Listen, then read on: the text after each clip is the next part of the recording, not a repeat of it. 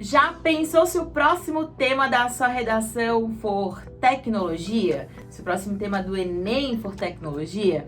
E aí, o que você escreveria? Como você se comportaria? Ou quais são as suas apostas?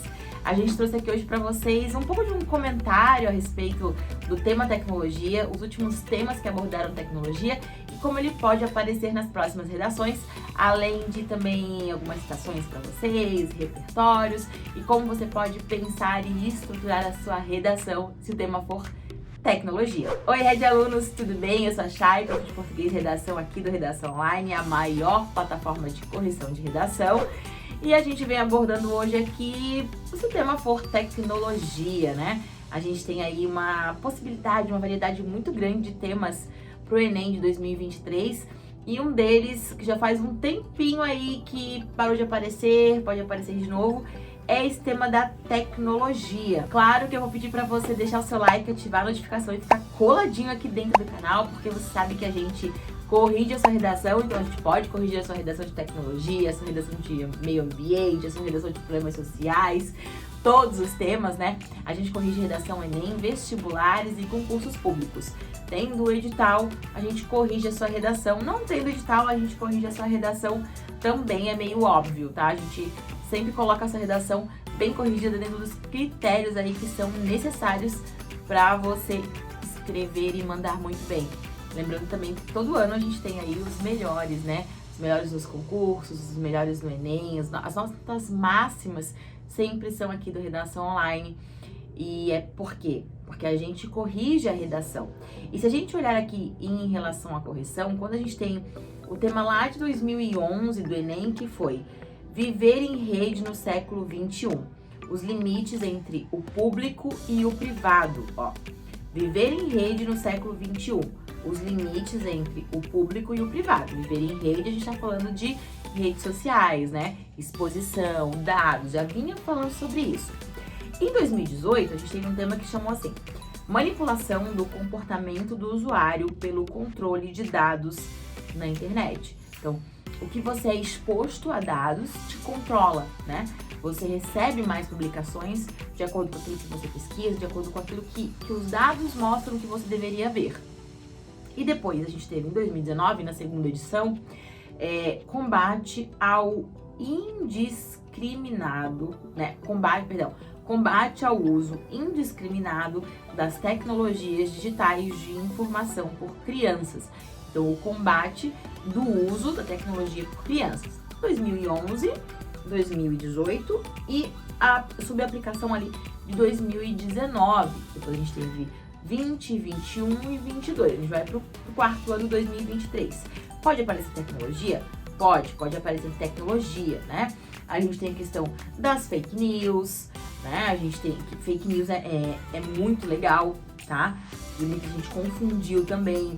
A gente tem a questão do descarte, meio ambiente com tecnologia, essa questão do consumo excessivo, que hoje é baseado muito aí na questão dos influencers, da vida digital, você é levado a consumir muito. Então dá para ligar um pouquinho aí de tema de tecnologia com tema de meio ambiente. Eu acho que o Enem tá precisando trazer essa abordagem, mais só do que uma abordagem de problemas sociais relacionados à vida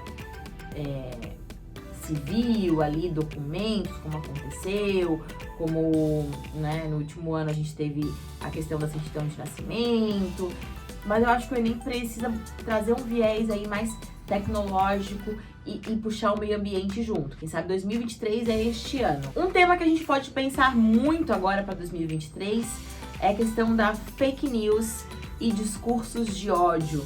Eu acho que essa convivência, né, essa polarização política que aconteceu nos últimos 4 anos, né, veio um pouquinho antes, nos últimos 4 anos, depois no ano eleitoral, vai causar muito problema na internet, vai causar problema em relação à tecnologia, né? Fake news, discurso de ódio está intimamente ligado aí com tecnologias, e a gente precisa fazer o seguinte movimento quando a gente olha um tema, e se o tema for tecnologia, quais são as causas desse problema e quais são as consequências, para só depois eu pensar em repertório. Quando a gente fala então aí de fake news, liberdade de expressão e traz também discurso de ódio, eu acho que a gente tem que pontuar aí como causas, e eu pontuei algumas aqui como causas, tá?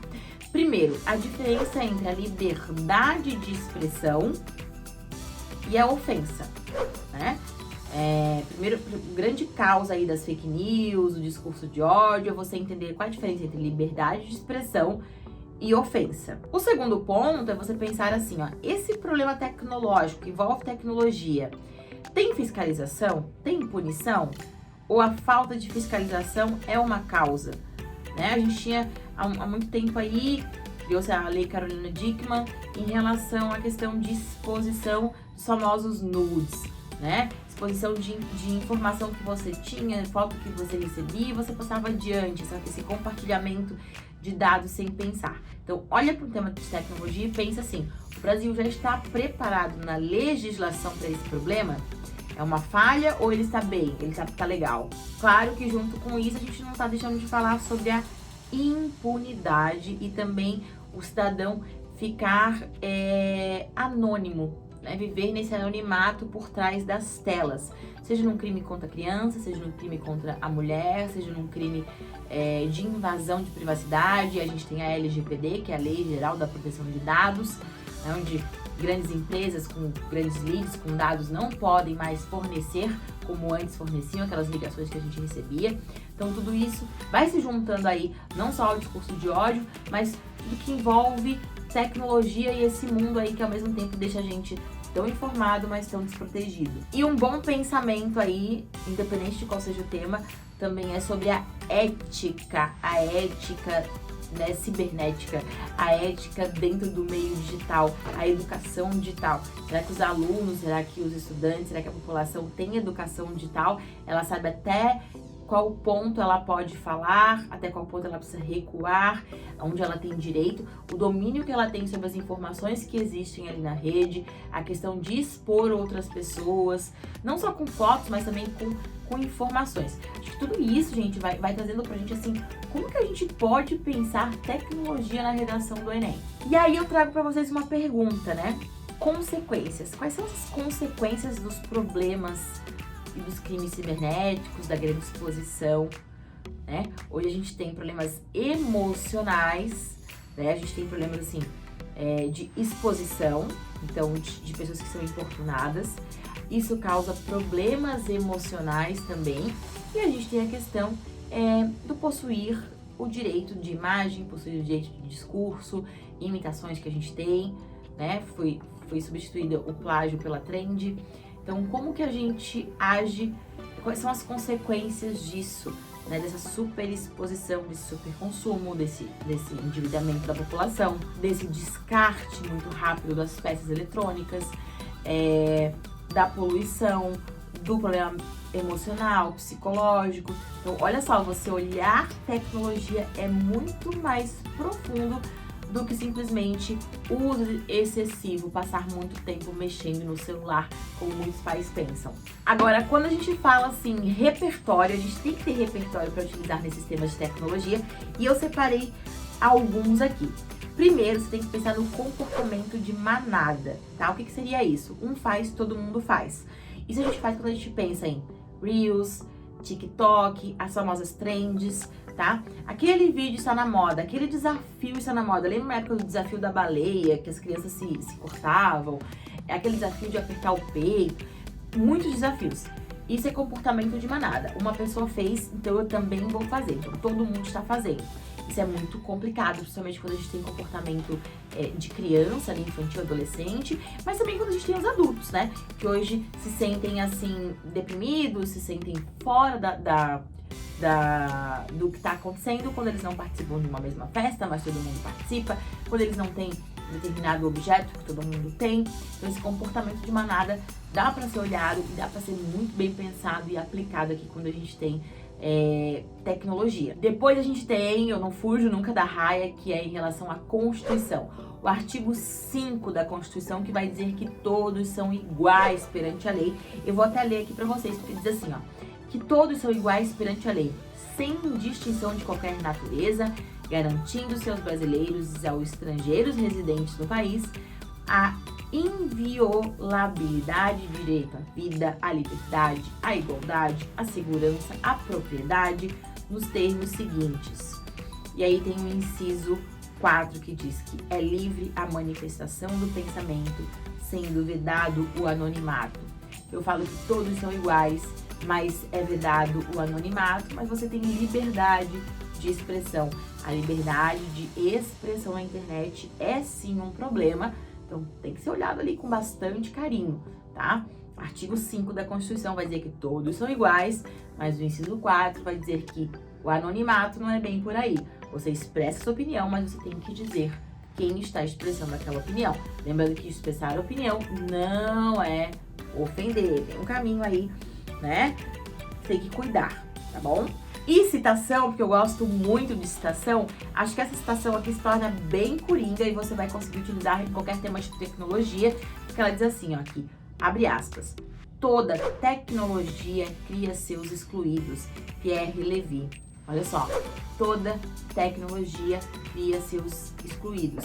Se a gente falar de tecnologia e pensar em Enem, a gente vai ter uma massa da população aí sem acesso, apesar do acesso ser garantido pela legislação, tá? Então, essa frase faz muito sentido, é legal você ter anotado ela aí para poder utilizar nessa temática de tecnologia.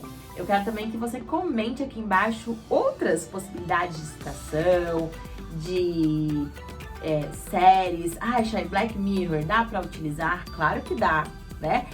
Tem um episódio ali sobre o uso excessivo de tecnologia, você consegue utilizar sim. Outras séries também, que, né, se trouxesse aqui tudo isso, o vídeo ficaria muito longo. É mais para você pensar causas, consequências e repertórios aí sobre essa temática de tecnologia. Deixo aqui uma última utilização de repertório, que é o Bauman, né, quando ele fala da sociedade de consumo. Ele fala que hoje, pra gente, é intrínseco consumir, assim como é intrínseco se expor às redes sociais, tá? Bauman é um repertório excelente para falar de meio ambiente, comportamento e tecnologia. Indico a leitura porque eu tenho certeza que vocês vão amar. E eu te espero na próxima aula e no próximo vídeo. Um beijo, meus amores. Tchau, tchau.